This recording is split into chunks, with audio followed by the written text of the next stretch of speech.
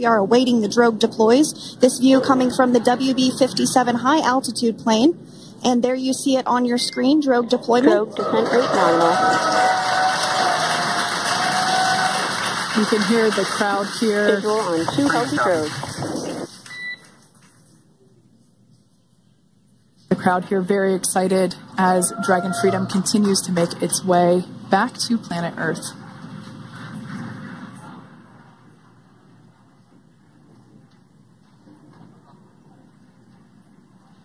Next up, we'll stand by for the main deployment of the parachutes. The mains are quite a bit larger. You'll be able to notice the difference on your screen once they deploy, and they continue to ensure that the Dragon spacecraft slows down even further. As we mentioned, Freedom will be traveling 16 miles per hour when it splashes down off the coast of Tallahassee, Florida, here at 2:57 p.m. Pacific time this afternoon. And there we go. We have visual on 4 healthy mains. That view was from inside. Freedom copy. That view was from inside one of the buckets where the parachutes are located. So we see a great view there of the reefing on those parachutes. And as those main parachutes begin to inflate fully, 4 beautiful, healthy mains. Now awaiting visuals of splashdown. Freedom, 1,000. We'll start to hear Commander Nick Hague. Copy, 1,000. As we heard right there, Commander Nick Hague will be calling out the altitude of the Dragon capsule from here on out. Landing in water is simpler and provides more margin against unlikely parachute issues. You can see those parachutes continuing to slow the Dragon capsule down.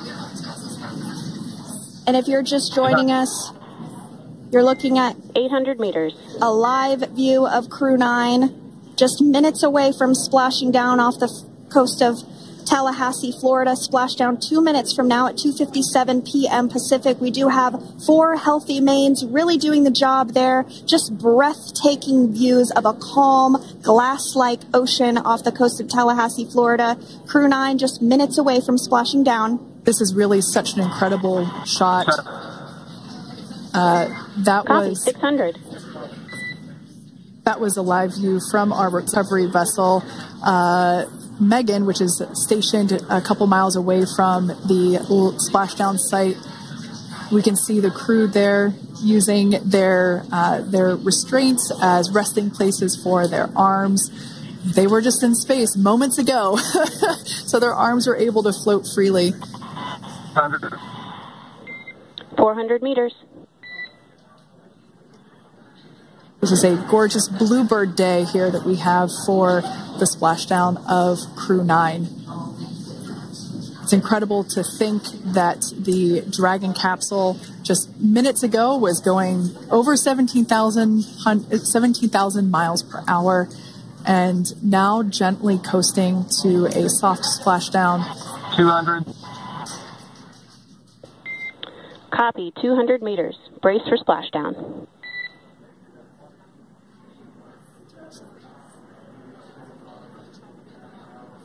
As you can see there on your screen, continuing to monitor progress of the Dragon spacecraft.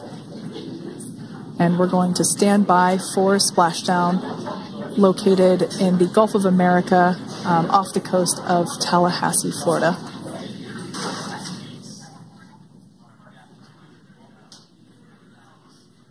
And splashdown. Crew 9 back on Earth.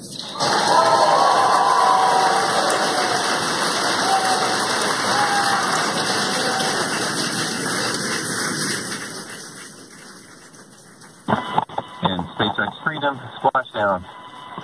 Good main release. Copy, splashdown. We see main chutes cut. Nick, Alex, Butch, Sunny, on behalf of SpaceX, welcome home.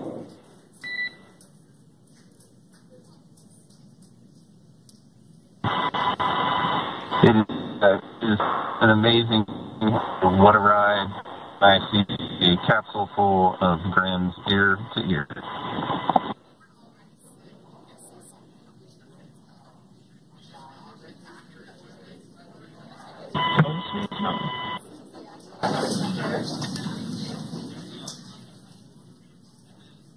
And as you can see on your screen, we have visual confirmation of splashdown. Dragon Freedom has returned home, and NASA astronauts. System safety verifications are in progress. We'll report back when recovery personnel are en route.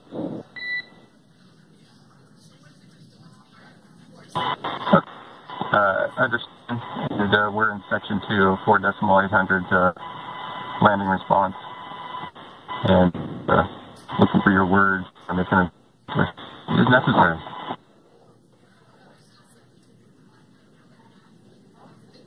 In the distance, we can see the recovery vessel making its way. Copy, you're in section 2 for the environmental assessment in 4.800. That is not necessary today. Understand. Raising button. So we will continue to have communications between the Corps and Nick Hague, the commander of Crew Dragon Freedom, which just splashed down 2 minutes ago off the coast of Tallahassee, Florida. Dragon Freedom has returned home with NASA astronauts Nick Hague, Sonny Williams, Butch Wilmore, and Roscosmos cosmonaut Alexander Gorbunoff. They're back on Earth after approximately 17 hours of a return journey from space. The SpaceX recovery ship and team have been waiting for Dragon's splashdown, and they will now make their way to the splashdown location. The teams have been ready and waiting about 3 nautical miles away, so it's going to take them about 30 minutes or so to make their way to SpaceX Freedom. Pretty sure we're in stable 1. Copy, stable 1. We see the same. It's going to take about 30 minutes for the recovery team to make their way over to Nick, Sonny, Butch, and Alexander, who are still seated and secured inside that Dragon spacecraft there on your screen. Incredible views there of that thermal protection system, or TPS. That Dragon capsule was pristine, white color before it departed the station, and we can see how the reentry phase, the thermal protection system did its job. Now, if you're wondering what that hole, that bucket area is, that is underneath the side hatch. That is where the main parachutes were stored. So when we saw the Dragon capsule docked at station, it looked very different. The panel that protects and covers the main parachutes, that was still intact, as well as the panels that enclose where the drogue parachutes are located. We can see those fast boats. SpaceX is go for recovery personnel to approach. Expect personnel alongside in the next few minutes. Freedom copies. We can see those fast boats. We weren't kidding when we said they were fast. While it does take about 30 minutes for the main recovery vessel to make its way over to the capsule, these fast boats will be doing a couple of things simultaneously. A couple of them are going to be working to retrieve the parachutes that you see in the background there of this drone shot. Those parachutes will be retrieved from the ocean surface. We want to make sure we are able to pull those out. The recovery vessel there closest to the spacecraft is going to be performing some safety checks. We can see there they're using an instrument that is basically working to detect if there are any hypergolic vapors or fumes that are still residing in and or around the Draco thruster nozzles or outlets. The hypergolic fuel, which is necessary for on-orbit burns to maneuver the spacecraft. Unfortunately, those hypergolics are unable to be breathed. They are toxic, and so this team here is doing those initial safety checks to make sure that it is safe for the rest of the recovery team to approach the spacecraft. They're also checking to make sure that any residuals from the pyros are safe and are not going to cause any issues. We can see the team working their way around the spacecraft to do these basically these sniff tests on all of those Draco thrusters. And as we continue to await the recovery of our Dragon spacecraft with NASA astronauts Nick Hague, Sonny Williams, Butch Wilmore, and Roscosmos cosmonaut Alexander Gorbunoff inside, Dragon has autonomously completed several steps to safe itself following splashdown. We are continuing to see Dragon in what is known as stable 1 configuration. That's kind of the ideal configuration following splashdown. It's upright, and the Dragon capsule's in the right configuration for it to be hoisted into the recovery vessel Megan, which you do see a little ways off in your screen approaching. Dragon will continue to remain live on air with you through that recovery process all the way through the point where the crew is extracted from the Dragon spacecraft. Now, if you are just joining us, the mission has gone smoothly so far. Dragon successfully splashed down off the coast of Tallahassee, Florida at 2:57 p.m. Pacific, 5:57 p.m. Eastern Time this afternoon. Approximately 17 hours prior to splashdown, Dragon autonomously undocked from the International Space Station, completed a series of departure burns, jettisoned its trunk section, and performed its final burn, the deorbit burn. This placed the Dragon spacecraft on a trajectory toward Tallahassee, Florida.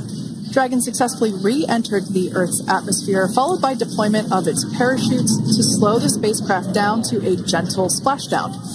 We're now going to follow the Freedom. Hypergol sweeps and unfired ordnance checks are nominal. Rigging is in progress. Approximately 25 minutes until capsule lift. Stand by for PMC with SpaceX flight surgeon.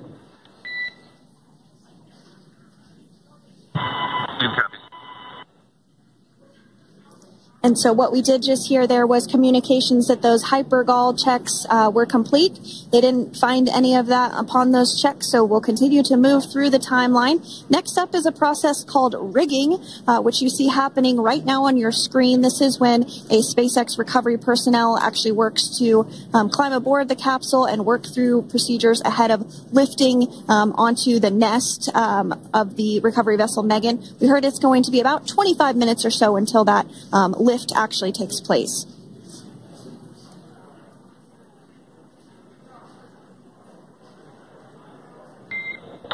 Okay, Freedom, the next call will be from the SpaceX flight surgeon on Dragon to Ground Private.